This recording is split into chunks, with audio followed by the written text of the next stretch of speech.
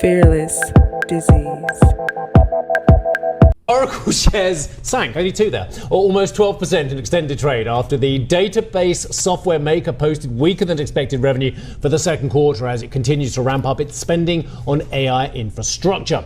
Investors were also unimpressed amid a lack of clarity on the earnings call over how exactly the company plans to finance its capital expenditure plans. Its order backlog soared though, and that's interesting, isn't it? The order backlog soared 438% to $523 billion, driven by fresh commitments from companies such as Meta and Nvidia. Shares in Nvidia and AMD and CoreWeave all fell in the wake of Oracle's results.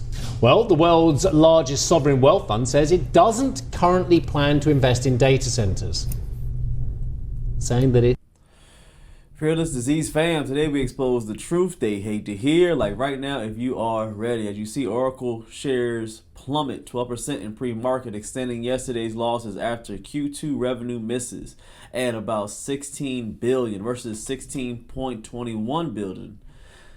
Software is down 3%. Free cash is flowing in negative $10 billion. They took a little plummet. We talked about this yesterday. Went down 11. Now we're down to 12%. AI stocks are not looking so good going towards the end of the year. Let's see what else they have to say about it.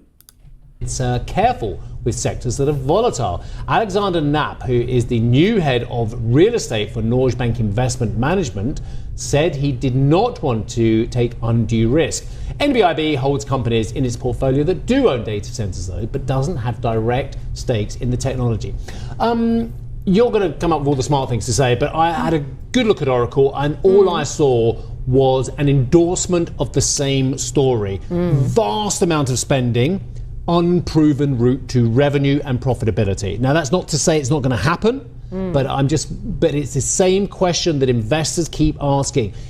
Plus adding in the debt profile as well. When you've got a company that's taken on a lot of debt to build up a lot of capability and a lot of infrastructure, but it hasn't got the clear route to big extra revenues, then it's the same question. Yeah, well, I think they also knew what the investment community was focused on heading into these results, and the fact that they weren't able to offer more transparency is perhaps what's most concerning. It was very obvious what the market was going to care about coming into these results, and I think ultimately the lack of transparency on how it plans to finance its AI build-out is what's driven the shares lower overnight, and Oracle has become this sort of proxy trade for expressing a bearish view on AI. And essentially, there's still a huge open question as to how they're going to finance this build out.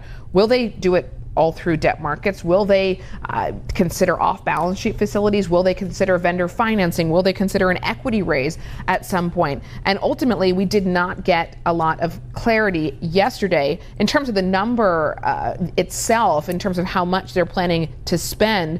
The company did give a little bit of clarity there. Management saying that it is likely to raise less than $100 billion, a number that a lot of analysts have been flagging. One of our colleagues in the U.S., Seema Modi, has done a lot of work looking at this, expectations heading into these results, and she highlighted that point. But ultimately, I think what's dragging down the broader tech sector across the globe right now is, if this becomes a broader trend, that investors, they're not comfortable with companies that are building out their capex using debt. Yeah, and look, let's be brutally honest about this. It's been a hell of a ride for Oracle investors, and actually, you've done really well if you own this stock this year. You've had a dreadful year if you only bought it in September. But if you bought the stock at the start of the year, you're still up 34%. It's still an enormous return, but my goodness me, I don't know if you can show the year-to-date team on Oracle shares, but they hit a low year-to-date of $122. Then they surged, you can see there, that's September, to $328, give or take. And now they've given back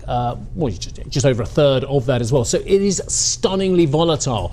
But net, you've still had a good run. That says 18% today, and of course that's including the move that we saw after hours yesterday. My 30-odd% figure is not including that after hours move.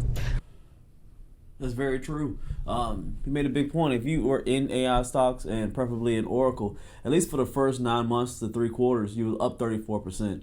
Now, the last quarter you see now is down 12%, but you still had an awesome year if you were in Oracle stocks. In other news, AI RPO is up 437% to $523 billion from Meta. But capex is $21 billion next year, and spokes investors on in margins. So My predictions for the rest of the year is going to rebound up to 175 in Q3, and a guidance is going to be strong below about 150 tests, and may even touch down to about 130. If AI spends cools down, and if you stay at it within short term, you should be doing well. But that's all it for this morning. Smash a like, tap the next video, it's gonna be on the screen. Subscribe, hit that bell. The Cash App, Fearless Disease, always in the description if you are supporting the movement. But as always, stay rich and stay fearless.